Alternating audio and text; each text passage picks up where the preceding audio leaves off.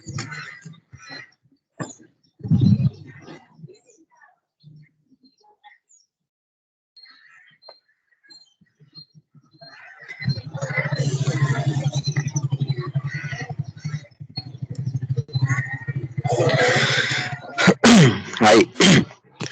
Hi. Good morning, all of you. My name is B.SREENIVASULU, Department of Mechanical Engineering, DBS Institute of Technology at KAVALI. Okay. Today I am going to the multi-stage centrifugal pumps. Last class I can explain the what is a centrifugal pump, classifications of the centrifugal pumps, and to construction of the centrifugal pumps and explain the parts of the centrifugal pumps and the work done of the impeller of a centrifugal pump. Small problems are explained. Okay. Today I am going to multi-stage centrifugal pumps. Different types of multi-stage centrifugal pumps. The purpose of multi-stage centrifugal pumps. Small problems on multi-stage centrifugal pumps. Okay. This is the unit number 5. Centrifugal pumps, both mechanical and civil engineers. Multi-stage centrifugal pumps. A multi-stage centrifugal pump is one which has two or more identical impellers mounted on the same shaft or on different shaft. Okay, na? Single stage centrifugal pump and multi-stage centrifugal pumps. Single stage and multi-stage. Single stage means only one impeller having one pump.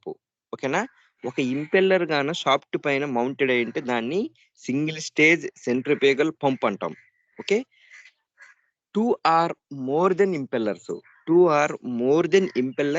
Mounted on the shaft. ఓకేనా, that is called a multi stage centrifugal pumps. The important function performed by the multi-stage centrifugal pumps are: first one, to produce head greater than that permissible with a single impeller discharge remaining constant. Okay, the task can be achieved by series arrangement where in the impellers are mounted on the same shaft and enclosed in the same క్యాజింగ్. Okay, ఈ centrifugal pump లో ఏమవుతుందంటే head అనేది increase అవుద్ది. Okay, head increase అవుతుంది. ఆ head ఎలా increase అవుతుందంటే ఒకటి లేదా అంతకన్నా ఎక్కువ ఇంపెల్లర్స్ అనేవి ఒకే క్యాజింగ్, అంటే క్యాజింగ్ లో అరేంజ్ ఉంటాయి. అంటే మనకు బయటికి కనిపించవు. క్యాజింగ్ అనే పోర్షన్ లో సింగిల్ స్టేజ్ సెంట్రిఫ్యూగల్ పంప్ లో సింగిల్ ఇంపెల్లర్ ఉంటుంది. మల్టీ స్టేజ్ సెంట్రిఫ్యూగల్ పంప్ లో two or more than impellers are arranged in the casing. Okay na? Next, to discharge a large quantity of liquid, head remaining same. This task is accomplished by parallel arrangement wherein impellers are mounted on the separate shaft. Okay na? Next, this is the pumps in series connections. Okay, in this chapter the topics are ante pumps in series connection and pumps in parallel connections are most important. Okay na? Pumps in series connections and pumps in parallel connections. The pumps in series connections, what happen? Next, the pumps in parallel connections, what happen? Okay na? See all of you. This is the two stage pumps. Okay na? Impellers in series connection. అంటే the impellers ని series గా connect చేసినప్పుడు ఒకే shaft పైన two impellers. ఓకేనా, first from suction pipe, అంటే suction pipe దగ్గర నుంచి connect అయ్యిండే pipe. Next impeller. ఓకేనా, ఇది వచ్చేసి ఇంపెల్లర్ 1. నెక్స్ట్ సెకండ్ వచ్చేసి impeller 2. In this series connection the outlet of the impeller is connected to the next impeller inlet. అంటే మనకు ఫస్ట్ ఇంపెల్లర్ ఏదైతే ఉంటుందో దాని యొక్క అవుట్లెట్ నుంచి నెక్స్ట్ ఇంపెల్లర్ ఇన్లెట్ కి వాటర్ అనేవి పాస్ అవుతాయి. ఓకేనా, నెక్స్ట్ మళ్ళీ అదే విధంగా 2 డెలివరీ పైప్ అని ఉంది. ఆ 2 డెలివరీ పైప్ ద్వారా వాటర్ అనేవి బయటకు వచ్చేస్తాయి. అట్లా కాకుండా ఇంకొక ఇంపెల్లర్ కానీ ఉంటే దాని యొక్క అవుట్లెట్ నుంచి నెక్స్ట్ ఇంపెల్లర్ యొక్క ఇన్లెట్ కి అటాచ్ అయి ఉంటుంది. ఇది పంప్స్ ఇన్ సిరీస్ కనెక్షన్. అంటే ఒకే షాఫ్ట్ పైన నెంబర్ ఆఫ్ ఇంపెల్లర్ ని అరేంజ్ చేసి ఉంటే దాన్ని సిరీస్ కనెక్షన్ అంటాం. ఓకేనా? For obtaining a high head. దీనివల్ల ఏమవుతుంది, హెడ్ అనేది డెవలప్ అవుతుంది. A number of impellers are mounted in the series on same shaft as shown in figure. The arrangement of 2-stage pump, the discharge from impeller 1 passes through a guide passage and enters the impeller 2. అంటే మనం water అనేవి impeller 1 లో నుంచి impeller 2 లోకి pass అవుతాయి. ఎలా pass అవుతాయి? Impeller 1 యొక్క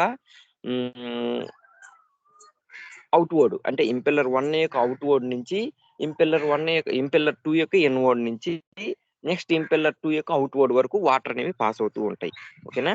at the outlet of the impeller 2, the pressure of the water will be more than the pressure of the water at outlet of the impeller 1. అంటే మనకి ఇప్పుడు ఇంపెల్లర్ 2 లో వచ్చే వాటర్ యొక్క ప్రెజర్ అనేది ఇంపెల్లర్ 1 లో ఉన్న వాటర్ యొక్క ప్రెజర్ కన్నా ఎక్కువగా ఉంటుంది. Okay, next this is the pumps in parallel connection. అంటే డిఫరెంట్ టైప్స్ ఆఫ్ షాఫ్ట్లు ఉంటాయి. ఓకే, ప్యారలల్ కనెక్షన్ ఏముంటుంది, డిఫరెంట్ టైప్స్ ఆఫ్ షాఫ్ట్లు ఉంటాయి. కానీ డెలివరీ పైప్ మాత్రం సింగిల్ గా ఉంటుంది. మళ్ళీ షాఫ్ట్ మాత్రం వేరు. సిరీస్ లో ఏంటి, same shaft and impellers are mounted on the same shaft, 2 or more than 2. ఓకేనా? This is the parallel connection diagram. First, pump 1. Okay, pump 1 suction pipe. Next, the parts are explained last classes. Okay, suction pipe and delivery pipe, impeller and casing, foot valve, strainer. This is the main important components. Okay na?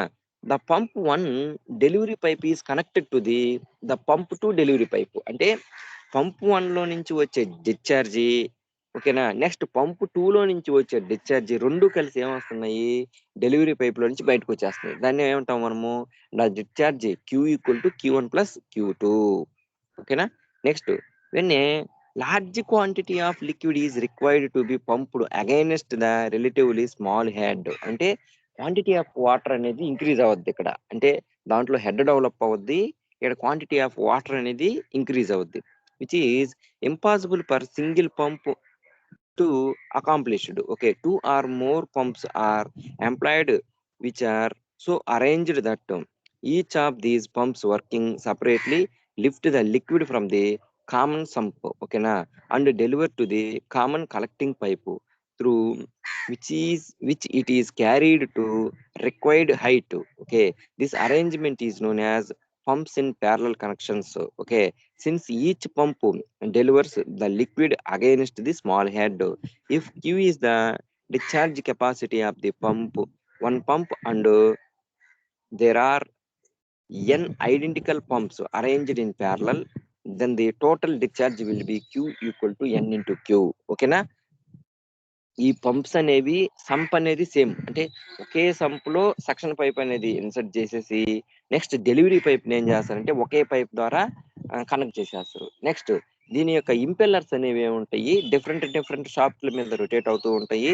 Okay sump లో నుంచి water వచ్చి next delivery pipe ద్వారా water అనేవి leave అయిపోతా ఉంటాయి. ఈ delivery pipe ద్వారా water అనేవి లీవ్ అవడం వల్ల ఎక్కడైతే ఎన్ని ఇంపెల్లర్స్ ఉంటాయో అన్ని డిశ్చార్జ్లు యాడ్ అవుతున్నాయి. కాబట్టి టోటల్ ఇక్కడ డిశ్చార్జ్ ఏమన్నాడంటే ఇక్కడ N into Q అన్నాడు. N అంటే ఏంది, నెంబర్ ఆఫ్ ఇంపెల్లర్స్, Q అంటే discharge per 1 impeller. Okay, next specific speed. This is the most important derivation. Okay, specific speed. Okay, the specific speed of a centrifugal pump is defined. The speed of geometrically similar pump which would deliver unit quantity. Okay, 1 cubic meter of liquid per second. Unit quantity means 1 cubic meter of liquid per second. దాన్నే unit quantities అంటాం. ఓకేనా? Next, against ఏ unit head అంటే 1 metre.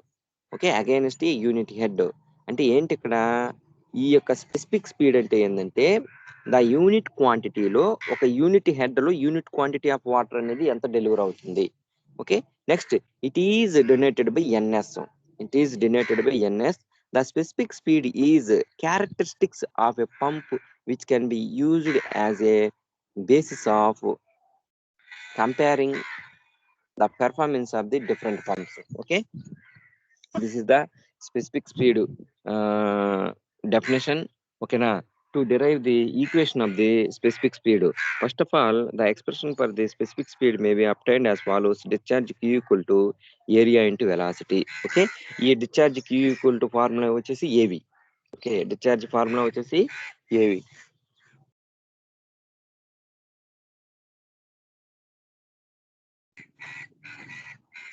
Okay, discharge q equal to av. In this derivation, a equal to pi db, pi db. Okay, that means area equal to pi db. Velocity of flow equal to vf. Velocity of flow equal to vf. Therefore, q proportional to d into b into vf. Pi is the constant term because of q proportional to d into b into vf. Therefore, q proportional to d, q proportional to b, q proportional to vf. Okay, na, you to write separately. Okay, next, where d and b are the diameter and width of the impeller respectively. Ante d means the diameter of the impeller, b means width of the impeller. Now b proportional to d, therefore then the equation 1 have, ante 1 means in the q proportional to b d vf. Okay, na, in this equation b and d is also same. Okay, width and width also same. Ante next, q proportional to d square into vf, d square into vf. Therefore, the tangential velocity u equal to pi dn by 60. You know this equation, tangential velocity u equal to pi dn by 60. Okay, na, in this equation u proportional to d into n. Okay, n is the speed. Okay, na, next to 60 is the constant. Okay, na, next pi is the constant value, d is the diameter of the impeller value. Okay, na, therefore u proportional to d into n. D and n is the variables, pi and 60 is the constant values. Okay, na, because of the tangential velocity, to write down u proportional to d into n, or u proportional to d, u proportional to n. Next, again, the tangential velocity u and the velocity of flow vf, where the following relationship the manometric head h mano. Okay, na, therefore u proportional to vf proportional to root h mano. Okay, na, next, substituting the values of u in equation third. Okay, root h mano proportional to dn. Okay, or d proportional to root h mano divided by n. H mano means manometric head. Okay, next, substituting the value of d in equation to obtain q proportional to h mano divided by n square into vf. Okay, na, proportional to h mano divided by n square into root of h mano, that proportional to uh, h mano whole to the power of 3 by 2 divided by n square. Therefore, vf proportional to root h mano in equation 4.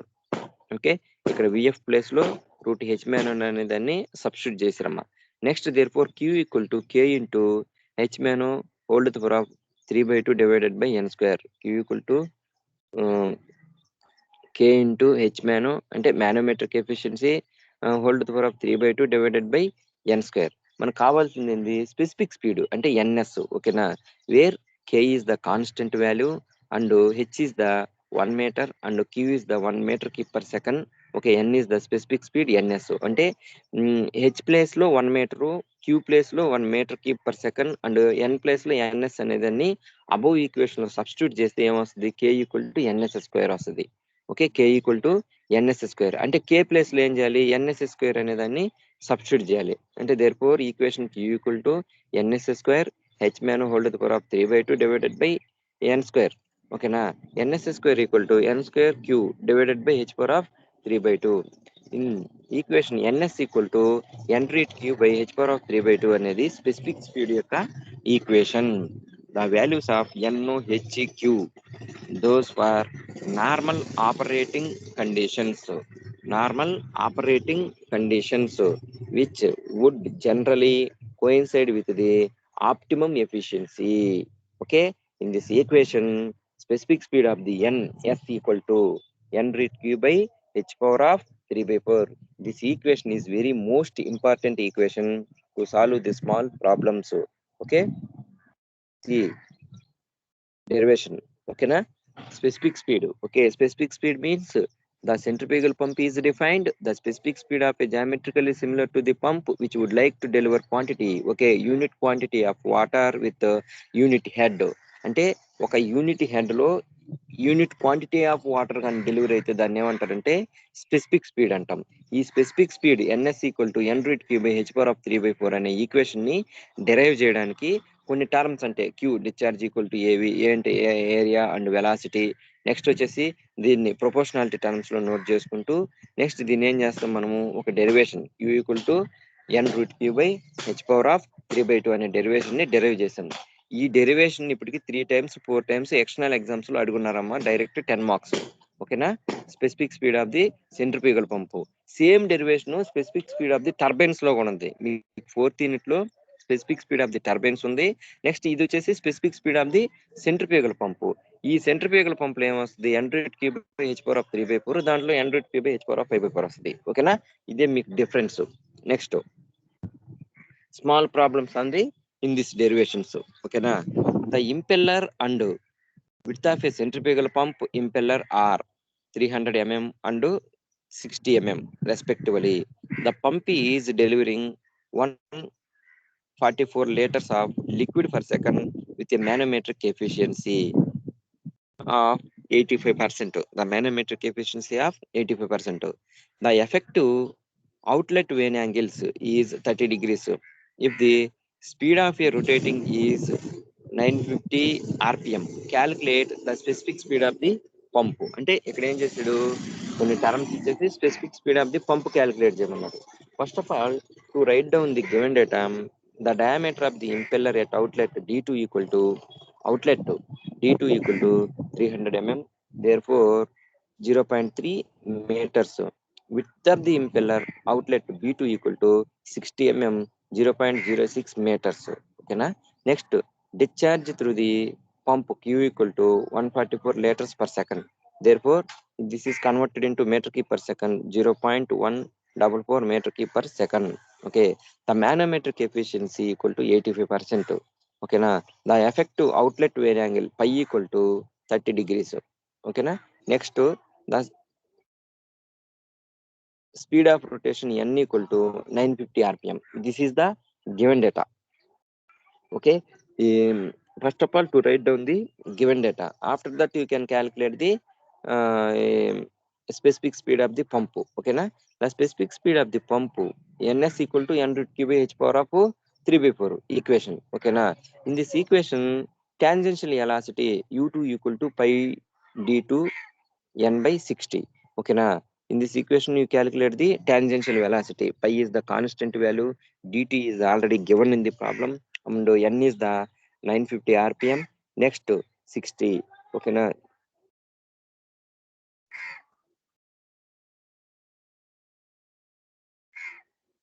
Therefore, u2 equal to 14.92 meter per second.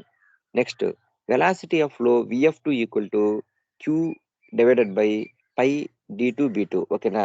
In this equation, discharge q equal to av formula. Discharge q equal to av. A means pi db. Pi db is the area, vf is the velocity. q equal to av formula. Okay, ఆ q equal to AV formula నుంచి ఇక్కడ ఏం చేశాడంటే vf2 equal to q by pi into d2 into b2 అనే equation ని రాసుకున్నారమ్మా. ఇక్కడ వచ్చేసి q value and pi value and d2 value and b2 value అని సబ్స్టిట్యూట్ చేసి the velocity of flow vf2 equal to 2.55 meter per second. Okay, అనే దాన్ని calculate చేస్తారు. మీకు ఏ ప్రాబ్లం ఇచ్చినా ఫస్ట్ గివెన్ డేటా నోట్ చేసుకుని తర్వాత మనకు తెలిసిన ఈక్వేషన్స్, ఆ ఈక్వేషన్స్ వేసి u2 వాల్యూ vf2 వాల్యూ ఇలాంటివి క్యాలిక్యులేట్ చేసి నెక్స్ట్ వచ్చేసి మనకు వెలాసిటీ ట్రయాంగిల్ ఒకటి డయాగ్రామ్ ఉంది. ఇది వచ్చేసి సెంట్రిఫ్యూగల్ పంప్స్. లాస్ట్ క్లాస్ లో కూడా 3 ప్రాబ్లమ్స్ ఎక్స్ప్లెయిన్ చేశాను. ఈ వెలాసిటీ ట్రయాంగిల్ డయాగ్రామ్ అనేది కంపల్సరీగా డ్రా చేసుకుని దీంట్లో ఇప్పుడు tan θ = sin θ = cos θ వాల్యూస్ వస్తాయి. ఇప్పుడు sin θ ఏమవుద్ది? Opposite side by hypotenuse. cos θ adjacent side by hypotenuse. Next tan θ opposite side by adjacent side. ఈ విధంగా మనం ఈక్వేషన్స్ ని అంటే ఫార్మ్ చేసుకొని దాని నుంచి క్యాలిక్యులేట్ చేస్తాం అన్నమాట. ఇది ఇప్పుడేంటి ఇక్కడ ఫ్రమ్ వెలాసిటీ ట్రయాంగిల్ అంటే మనం ఇప్పుడు ఫిగర్ చూపించాం కదా, దాన్ని మీరు పక్కన పెట్టుకొని దాంట్లో ఈ వెలాసిటీ ట్రయాంగిల్ యొక్క అవుట్లెట్ అంటే ఇక్కడ అవుట్లెట్ యొక్క వెలాసిటీ ట్రయాంగిల్, ఇన్లెట్ యొక్క వెలాసిటీ ట్రయాంగిల్ అనేవి 2 ఉంటాయి. ఈ అవుట్లెట్ వెలాసిటీ ట్రయాంగిల్ లో కొన్ని టర్మ్స్ ఉంటాయి. అంటే ఏంటి? V2, VW2, VF2, U2 ఇవన్నీ అవుట్లెట్ వెలాసిటీ ట్రయాంగిల్ యొక్క terms. Next V1, VF1, VW1, VR1 అనేవి ఇన్లెట్ వెలాసిటీ యొక్క టర్మ్స్. ఇప్పుడు మనం ఏం చేస్తున్నాం అంటే అవుట్లెట్ వెలాసిటీ ట్రయాంగిల్స్ కి క్యాల్కులేట్ చేస్తున్నాం కాబట్టి ఈ ఈక్వేషన్ లో ఏం చేసాడు, tan π అనే దాన్ని నోట్ చేసుకున్నాడు ఆడ. tan π = సమ్ ఈక్వేషన్ వస్తుంది. దాని నుంచి మనకేమి U2 అనేది ఆల్రెడీ ముందు క్యాల్కులేట్ చేస్తున్నాం, VF2 అనేది ముందు ఆల్రెడీ క్యాల్కులేట్ చేస్తున్నాం కాబట్టి ఏదైతే అన్నోన్ టర్మ్ ఉందో VW2 అనేది దాన్ని క్యాల్కులేట్ చేయడానికి ఆ ఈక్వేషన్ ని మనకు అనుకూలంగా నోట్ చేసుకుంటాం. ఓకేనా? దీని నుంచి అంటే అవుట్లెట్ ట్రయాంగిల్ నుంచి VW2 = U2 - VF2/tan π అంటే ఈక్వేషన్ అనేదాన్ని అలా ఫామ్ చేసుకోవాలి. ఫస్ట్ tan π ఈక్వేషన్ ఏంటి? Opposite side by adjacent side అంటే opposite side by adjacent side అనేది ఈక్వేషన్ ని నోట్ చేసుకొని దాని నుంచి VW2 ఈక్వేషన్ ఫామ్ చేసి నెక్స్ట్ దాంట్లో మనకు తెలిసిన టర్మ్స్ అన్ని సబ్స్టిట్యూట్ చేస్తాం. ఓకేనా? సబ్స్టిట్యూట్ చేసిన తర్వాత VW2 వాల్యూ అనేది క్యాలిక్యులేట్ చేస్తాం. ఆ VW2 ఎంత వచ్చిందంటే 10.5 మీటర్/సెకండ్ అనేది వచ్చింది. నెక్స్ట్ ఏంటి? Manometric efficiency. ఈ మానోమెట్రిక్ ఎఫిషియన్సీ ఈక్వేషన్ మనం ఆల్రెడీ నేను ఎక్స్ప్లెయిన్ చేస్తున్నాను. డెఫినేషన్ అండ్ ఈక్వేషన్స్ 4 ఎక్స్ప్లెయిన్ చేస్తున్నాను. Mechanical efficiency, manometric efficiency, hydraulic efficiency, overall efficiency. ఓకేనా? వాటి 4 యొక్క ఈక్వేషన్స్ అనేవి ఇంపార్టెంట్. ఇప్పుడు ఈ మానోమెట్రిక్ ఎఫిషియన్సీలో GH/VW2U2. ఓకే, GH/VW2U2 దీంట్లో మనం ఏం చేస్తాము? హెచ్ మ్యానో అంటే మానోమెట్రిక్ హెడ్ అనే దాన్ని క్యాలిక్యులేట్ చేస్తాం. ఓకేనా? ఎఫిషియన్సీ అనేది మనకు ప్రాబ్లం లో ఇచ్చున్నాడు. ఓకేనా? G అనేది 9.81. నెక్స్ట్ VW2 అనేది క్యాలిక్యులేట్ చేస్తున్నాము, U2 అనేది కూడా క్యాలిక్యులేట్ చేస్తున్నాము. కాబట్టి హెచ్ మ్యానో అనే దాన్ని ఈ ఈక్వేషన్ నుంచి క్యాలిక్యులేట్ చేసుకుంటాం. ఆ హెచ్ మ్యానో = 13.57. ఓకేనా? నెక్స్ట్ ఏంది? Specific speed. మనకు స్పెసిఫిక్ స్పీడ్ ఫార్ములా ఏంది? N/3/h⁴. ఓకేనా? N/3/h⁴. ఈ ఈక్వేషన్ లో n అనేది మనకు ప్రాబ్లం లో ఇచ్చేస్తున్నాడు. ఓకేనా? Q వాల్యూ అనేది మనం ఆల్రెడీ ప్రాబ్లం లో ఇచ్చున్నాడు. నెక్స్ట్ హెచ్ మ్యానో అనేది ఇక్కడ క్యాలిక్యులేట్ చేసాం. ఈ హెచ్ మ్యానో అని క్యాలిక్యులేట్ చేయడానికి ఏం కావాలి మనకు? ఎఫిషియన్సీ వాల్యూ కావాలి, నెక్స్ట్ VW2 వాల్యూ కావాలి, U2 వాల్యూ కావాలి. ఈ U2 వాల్యూ క్యాలిక్యులేట్ చేయడానికి πdn/60. ఓకేనా? πd2n/60 నుంచి U2 వాల్యూ అనేదాన్ని క్యాలిక్యులేట్ చేస్తాం. నెక్స్ట్ ఏంది? VW2. ఈ VW2 అనేది వెలాసిటీ ట్రయాంగిల్ అవుట్లెట్ లో ఉంటది. ఓకేనా? ఆ VW2 వాల్యూ వచ్చేసి U2 - VF2/tan π. ఈ VF2 కావాలి కదా, ఈ VF2 కోసం ఏం చేసామంటే Q = AV ఫార్ములా. ఏ అంటే ఏందాడా? πd2b2 into VF2. ఓకేనా? దాని నుంచి ఏం చేసాము? VF2ని క్యాలిక్యులేట్ చేసి ఆ VF2 వాల్యూని ఇక్కడ VW2 లో ఈక్వేషన్ లో సబ్స్టిట్యూట్ చేస్తే VW2 వాల్యూ వస్తుంది. నెక్స్ట్ వచ్చేసి ఆ VW2 వాల్యూని, U2 వాల్యూని, H వాల్యూని specific speed of the NS లో మనం సబ్స్టిట్యూట్ చేస్తే NS వాల్యూ అని వస్తుంది. ఓకేనా? ప్రాబ్లమ్స్ అన్ని ఎలాగే సాల్వ్ చేయాలమ్మా. ఇక్కడ వచ్చేసి మనకు ఈక్వేషన్స్ ని బట్టి నోట్ చేసుకుంటా ఉంటాం. చూడండి, ఇక్కడ పై వాల్యూ క్యాలిక్యులేట్ చేస్తున్నాడు ఇంతకు ముందు. ఇదిగో ఇక్కడ tan π. tan π అంటే ఏంది equation? tan π = opposite side by hypotenuse. Opposite side ఏంది? VF2 డివైడెడ్ బై ఏంది? U2. ఓకేనా? డివైడెడ్ బై ఈ పార్ట్ అన్నమాట. అంటే ఆ పార్ట్ ఏమవుద్ది? U2 - VW2 అవుద్ది. దాని నుంచి మనం VW2 నోట్ చేసుకోవచ్చు. ఓకే, అలాగా ఈక్వేషన్ అనేవి మనకు అనుకూలంగా ఫామ్ చేసుకొని క్యాలిక్యులేట్ చేసుకోవాలి problems. Next characteristics of a centrifugal pump. ఓకేనా? దీనిలో మీ కర్వ్స్ నేను ఆల్రెడీ సివిల్ వాళ్ళకి ఎక్స్ప్లెయిన్ చేస్తున్నాను.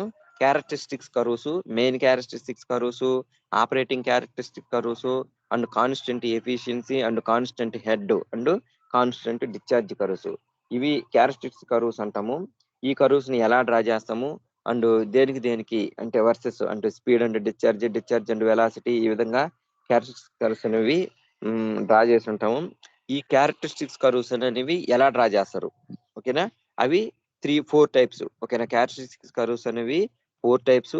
అవి వచ్చేసి main characteristics curves, next operating characteristics curves, next constant efficiency curves, వాటిని ఏమంటారంటే మజల్ కర్వ్స్ అంటాం. నెక్స్ట్ వచ్చేసి constant head, constant discharge, 4 types. నేను ఆల్రెడీ ఎక్స్ప్లెయిన్ చేస్తున్నాను, వీటిని ఒకసారి చూడండి, ఓకేనా? ఈ మెయిన్ క్యారెక్టరిస్టిక్స్ కర్వ్స్ ఏంటంటే, ఓకేనా, the pump is run at constant speed. Okay, main characteristics curves ఏంది? The speed is constant. Okay, the speed is constant and discharge is varies over delivered range. అంటే డిశ్చార్జ్ ఏమవుతుంది? Vary అవుతుంది. అంటే ఇక్కడ ఏమవుతుంది? The pump అనేది constant గా ఉంటుంది, డిశ్చార్జ్ అనేది వేరీగా ఉంటుంది. పంప్ అంటున్నా, స్పీడ్ అనేది కాన్స్టెంట్, డిశ్చార్జ్ అనేది వేరీ అవుతుంది. Next, measurements are taken for manometric head, H mano and shaft power P and discharge Q. ఓకేనా? Next, calculations are made for the pump overall efficiency. ఓకేనా? The curves are plotted between the Q and H mano, Q and P and Q and efficiency, overall efficiency for that speed. ఓకేనా? The same procedure is repetitively by running of the pump another speed. ఓకేనా? A speed లో ఇచ్చినా గానీ అలాగే ఒక speed అనేది constant గా పెట్టుకొని, నెక్స్ట్ వీటికి అంటే ఫ్లోటింగ్ అన్నమాట, డిశ్చార్జ్ కి, హెచ్ మ్యానోకి, డిశ్చార్జ్ కి, పవర్ కి, డిశ్చార్జ్ కి అండ్ ఓవరాల్ ఎఫిషియన్సీకి ప్లాట్లు అనేవి డ్రా చేస్తారు. ఇది క్యారెక్టరిస్టిక్స్ కర్వ్స్ లో ఫస్ట్ డయాగ్రామ్ ఏబిసి. దీంట్లో ఏంది? H mano versus discharge. అంటే డిశ్చార్జ్ అనేదాన్ని ఎక్స్ యాక్సిస్ లో తీసుకొని, హెచ్ మ్యానోమెట్రిక్ ఎఫిషియన్సీని వై యాక్సిస్ లో తీసుకొని, స్పీడ్ అనేది 400 ఆర్పిఎం అన్నప్పుడు ఆ లైన్ ఎలా ఉంటుంది, నెక్స్ట్ 500 ఆర్పిఎం అప్పుడు ఆ లైన్ ఎలా ఉంటుంది, నెక్స్ట్ 600 ఆర్పిఎం అప్పుడు ఆ లైన్ ఎలా ఉంటుంది, నెక్స్ట్ 700 ఆర్పిఎం అప్పుడు ఆ లైన్ ఎలా ఉంటుంది. అంటే ఒక కాన్స్టెంట్ స్పీడ్ తీసుకున్నాడు.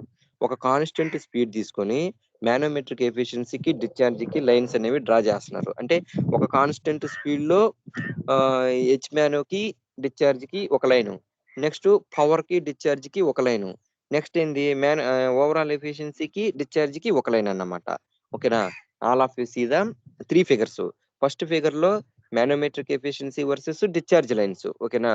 400 ఆర్పిఎం ఉన్నప్పుడు 3 ఫిగర్స్ లో ఈ లైన్స్ చూడండి, అంటే కర్వ్స్. 400 ఆర్పిఎం లో ఒక కర్వ్ ఇక్కడ ఉంది.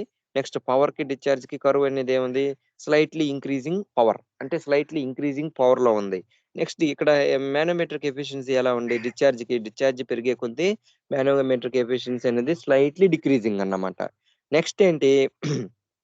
ఎఫిషియన్సీకి, డిశ్చార్జ్కి ఎఫిషియన్సీ అనేది ఏమవుతుంది? 400 ఆర్పిఎం ఉన్నప్పుడు స్లైట్ గా ఇంక్రీజ్ అయ్యి ఒక మాక్సిమం స్టేజ్ కి రీచ్ అయ్యి నెక్స్ట్ స్లైట్లీగా ఏమవుతుంది? డిక్రీజ్ అయిపోతుంది. ఇవి కర్వ్స్ అన్నమాట. అంటే డిఫరెంట్ స్పీడ్స్ తీసుకొని డ్రా చేసాడు. మనం ఏంటంటే 400 వరకు చెప్పాను, అలాగే 500 కి, 600 కి, 700 కూడా కర్వ్స్ అనేవి సేమ్. వాటిని ఏం చేస్తున్నాడు వాడు? ఒక కాన్స్టెంట్ స్పీడ్ తీసుకొని 3 డయాగ్రామ్స్ లో డ్రా చేస్తున్నాడు. ఒకటి వచ్చేసి manometric efficiency versus discharge, and power versus discharge, and overall efficiency versus discharge. ఓకేనా? Next, operating characteristics curves. When a centrifugal pump operates at the design speeds. ఓకేనా? Next, the effectively for the optimum performance the pump needs to be operated at the design speed. To obtain operating characteristics curves the pump is run the design speed and the discharge is varied. ఓకేనా? ఈ operating characteristics curves లో ఏమవుతుంది? All of is the figure. First figure చూడండి, discharge versus manometric efficiency, power, next overall efficiency. వీటికి ఈ curves గీసినప్పుడు ఈ operating characteristics curves లో దీంట్లో స్పీడ్ అనేది కాన్స్టెంట్, అంటే డిజైన్ హెడ్ అనే దాన్ని కాన్స్టెంట్ గా పెడితే స్పీడ్ అనేది కాన్స్టెంట్ గా వెళ్ళిపోతూ ఉంటుంది. ఇప్పుడు మ్యానోమెట్రిక్ ఎఫిషియన్సీ స్టార్టింగ్ స్టేజ్ లో ఎలా ఉంది? హైగా ఉంది. నెక్స్ట్ ఉండేకుండా అంటే డిశ్చార్జ్ పెరిగే కొద్ది ఏమవుతుంది? మ్యానోమెట్రిక్ ఎఫిషియన్సీ హెడ్ అనేది డిక్రీజ్ అవుతూ వస్తుంది. నెక్స్ట్, మాక్సిమం ఎఫిషియన్సీ అనేది ఒక స్టేజ్ కి వచ్చి తర్వాత అనేవి డిక్రీజ్ అయిపోతుంది. అలాగే ఎఫిషియన్సీ, ఓవరాల్ ఎఫిషియన్సీ, అలాగే షాఫ్ట్ పవర్. అంటే ఫస్ట్ ఏం చేస్తుంది? ఒక స్టేజ్ వరకు, అంటే పంప్ రన్ అయ్యేటప్పుడు డిశ్చార్జ్ అనేది ఫ్లో అవుతా ఉంటది. ఆ డిశ్చార్జ్ ని మనం పెంచామనుకోండి, అంటే స్పీడ్ పెంచే కొద్ది ఏమవుతుంది? డిశ్చార్జ్ పెరగద్ది. అలాగే డిశ్చార్జ్ ని పెరిగే కొద్ది మనకేమవుతున్నాయంటే manometric efficiency and power and overall efficiency కూడా డిక్రీజ్ అయిపోతుంది. అంటే డిశ్చార్జ్‌తో కూడా డిక్రీజ్ అయిపోతున్నాయి. డిశ్చార్జ్ పెరిగే కొద్దీ ఇయన్నీ డిక్రీజ్ అవుతా వచ్చేస్తున్నాయి కర్వ్స్ అనేవి. ఈటిల్ని ఏమంటారంటే ఆపరేటింగ్ క్యారెక్టరిస్టిక్స్ కర్వ్స్ అంటాం. నెక్స్ట్ ఇవి constant, efficiency and muschel curves. ఓకేనా? ఈ ఒక్కసారి ఎగ్జామ్‌లో అడుగున్నాడమ్మా the characteristics curves and to explain the characteristics curves and neat sketches అని. ఓకేనా? ఈ 4 క్యారెక్టరిస్టిక్స్ కర్వ్స్ అండ్ ఈ 4టికి డయాగ్రామ్స్. ఓకేనా? The constant efficiency curves also iso efficiency curves depict the performance of a pump over its entire range of operations. Those curves are obtained from the main characteristics curves as follows. The for the given efficiency of values discharge obtain from the figure. ఓకేనా? ఈ figure లో మనకు ఈ constant efficiency curves ఉన్నాయి. ఓకేనా? Head versus discharge ఇది. Head versus discharge. ఈ head versus discharge గీసినప్పుడు లైన్ ఆఫ్ మాక్సిమం ఎఫిషియన్సీ అంటే ఒక మాక్సిమం ఎఫిషియన్సీ లైన్ డ్రా చేసి, ఓకేనా? అది ఎప్పుడు డ్రా చేస్తారు? మనకు వచ్చేసి కాన్స్టెంట్ ఎఫిషియన్సీ లైన్స్ వచ్చినప్పుడు. అంటే ఒక స్పీడ్ అనేది 400 ఆర్‌పిఎంలో ఉన్నప్పుడు దాని యొక్క ఎఫిషియన్సీ ఎలా ఉంటుంది? నెక్స్ట్ 500 ఆర్‌పిఎంలో దాని యొక్క ఎఫిషియన్సీ ఎలా ఉంటుంది?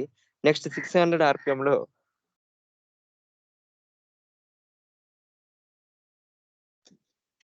దాని యొక్క ఎఫిషియన్సీ ఎలా ఉంటుంది? నెక్స్ట్ 700 ఆర్‌పిఎంలో దాని ఎఫిషియన్సీ అనేది ఎలా ఉంటుంది? ఇవి ఈ constant efficiency and muschel curves. ఓకేనా? ఈటిలో వచ్చేసి మనకేం చేస్తున్నాము ఓన్లీ 2 రెడ్ లైన్స్ అన్నీ ఏంటి? కాన్స్టెంట్ స్పీడ్ కర్వ్స్ అన్నమాట. ఆ రెడ్‌గా ఉండే లైన్స్ అన్నీ constant speed curves. Curved lines ఉన్నాయి చూడండి.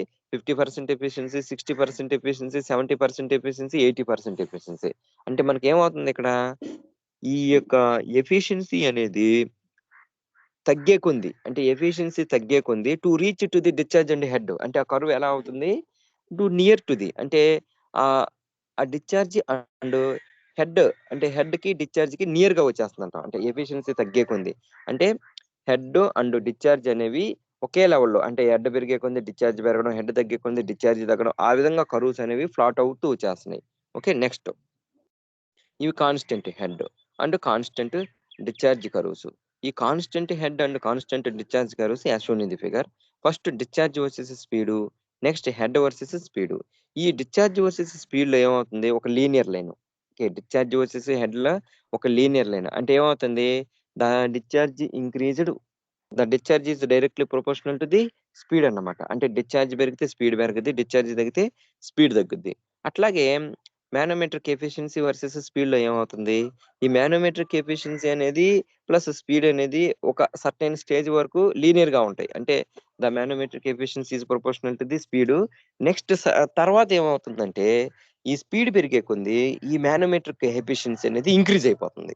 అంటే స్పీడ్ పెరక్కపోయినా సర్టెన్ స్టేజ్‌లో అంటే ఒక కాన్స్టెంట్ స్పీడ్‌లో ఈ మానోమెట్రిక్ ఎఫిషియన్సీ ఇంక్రీజ్ అయిపోతుంది. అంటే ఒక వర్టికల్ లైన్ లాగా ఫార్మ్ అయిపోతుంది. ఈటిల్ని ఏమంటారంటే constant head and constant discharge curves. Okay. Next net positive section head. ఇది మోస్ట్ ఇంపార్టెంట్ టాపిక్ అమ్మా. నెట్ పాజిటివ్ సెక్షన్ హెడ్ అనేది. ఓకేనా? దీనికి ఒక ఫిగర్ ఉంటది. ఇది ఫిగర్ నెట్ పాజిటివ్ సెక్షన్ హెడ్‌కి. ఈ ఫిగర్‌లో మనం ఫస్ట్ సెంట్రిఫ్యూగల్ పంప్ ఉంది చూడండి. అలాగే యాస్ ఇట్ ఈస్‌గా దీన్ని సెంట్రిఫ్యూగల్ పంపే అంటాం మనము. ఇక్కడొచ్చేసి ఏముండయి అట్మాస్ఫియరిక్ ప్రెషర్ హెడ్ ఉంది. వాక్యూమ్ తర్వాత వచ్చేసి ఇది అట్మాస్ఫియరిక్ ప్రెషర్ అంటే పిఏ వచ్చేసి atmospheric pressure. Next sump P1/W, HFS, next VS square by G 2 VS square by two G. Next VS అంటే సక్షన్ యొక్క velocity.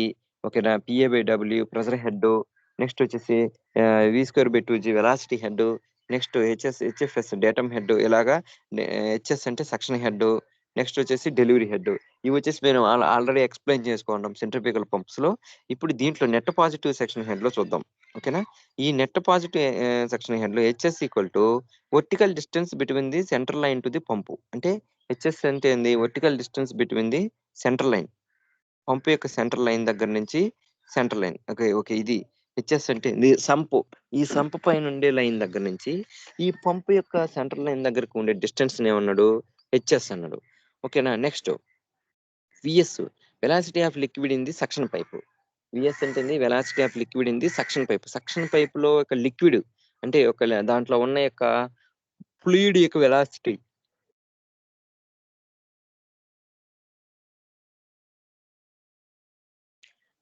Okay. The velocity of liquid in the suction pipe. అంటే suction పైప్‌లో velocity ఆ fluid యొక్క వెలాసిటీని ఏమంటారంటే VS అంటాము.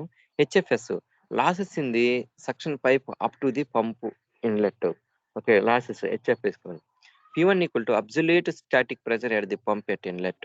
PI equal to absolute atmospheric pressure. Absolute atmospheric pressure. PV equal to vapor pressure of the liquid for a given temperature. Vapor pressure of the liquid for a given temperature. Now the pump will work without cavitation if PA1 is the greater than the PV by an amount of equal that the required by the liquid per the increase in the velocity head when entering the impeller. Then the amount is denoted by HSV, we can be written as. ఓకేనా ఇది దీని వచ్చేసి net positive section head అంటాం మనము. Okay. దీని యొక్క equation ఎలా derive చేస్తాం చూడండి. P1/W equal to PV/W plus HSV. P1/W అంటే ప్రెజర్ హెడ్. దీన్ని వచ్చేసి PV/W ప్లస్ హెచ్ఎస్వి అని నోట్ చేసుకున్నాం. Next P1/W equal to PA/W minus HS plus HFS plus VS²/2G. Next అక్కడ ఉండే అన్ని యాడ్ చేసుకుంటాడు వాడు. నెక్స్ట్ వచ్చేసి ఏంది ఈ రెండు ఈక్వేషన్ని ఈక్వల్ చేసినప్పుడు HSV equal to PA/W minus HS plus HFS plus VS²/2G minus PV/W. In this equation, HSV equal to HA minus HS HV. Okay, now therefore HA equal to PA/W, HV equal to PV/W. And therefore total head, and the total suction head HS equal to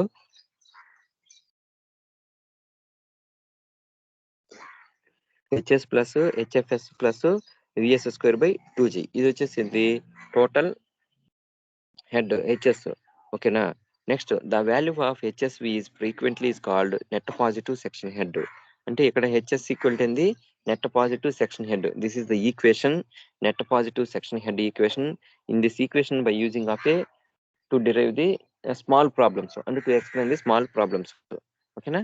Next, the net positive section head may be defined as the difference between the net inlet head and the head corresponding to the vapor pressure of the liquid. The net positive section head may be defined as the net head that is required to make the liquid flow through the suction pipe from the sump to the impeller. Okay. Definition రాసి తర్వాత derivation అనే దాన్ని derive చేస్తారమ్మా.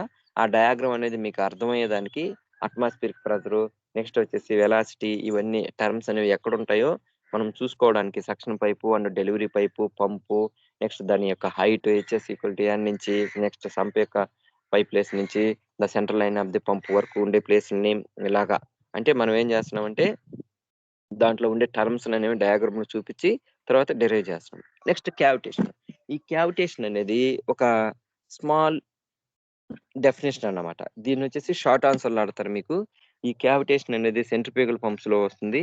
ఈ cavitation beings appear A centrifugal pump when the pressure at the suction falls below the vapor pressure to the liquid. The intensity of cavitation increases with the decrease the value of NPSH. అంటే చూడండి, ఈ cavitation అనే దాన్ని మనం ఏం చేస్తామంటే sudden drop in efficiency, అంటే efficiency అనేది సడన్ గా డ్రాప్ అయిపోద్ది. ఎందుకని ఈ క్యావిటేషన్ అనేది సక్షన్ పైప్ లో వస్తుందమ్మా.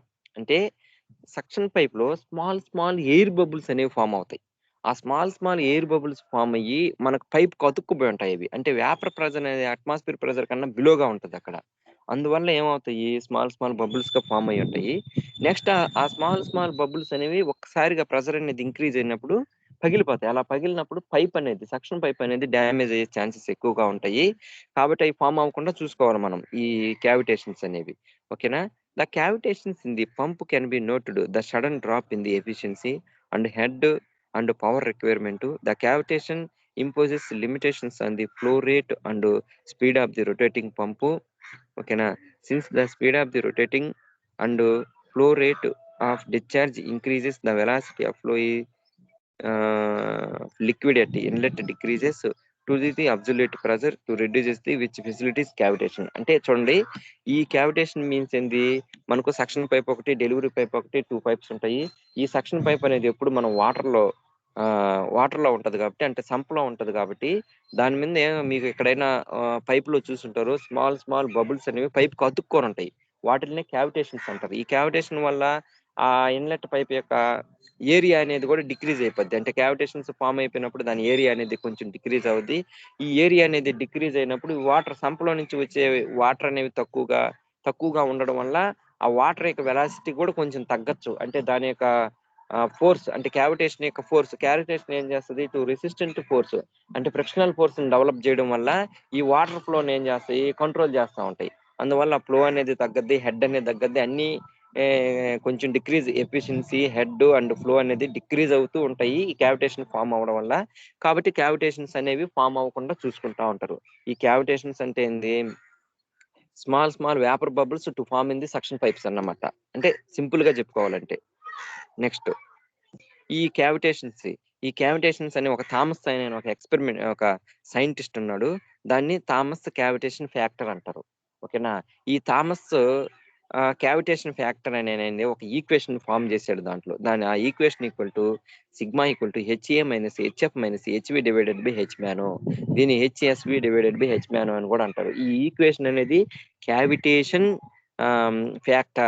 థామస్ క్యావిటేషన్ ఫ్యాక్టర్ అని అడిగితే 2 మార్క్స్ లో ఈ ఈక్వేషన్ ని రాసి నెక్స్ట్ ఏం చేస్తారు, హెచ్ఏ అంటే ఏంది, హెచ్వి అంటే ఏంది, హెచ్ఎస్ అంటే ఏంది, హెచ్ఎస్వి అంటే ఏంది, హెచ్ మ్యానో అంటే ఏంది అనేది చెప్పి నోట్ చేసుకుని ఎక్స్ప్లెయిన్ చేస్తారు. ఓకే. హెచ్ఏ ఈక్వల్ టు ఏంది, atmospheric pressure expressed in the meters of water head.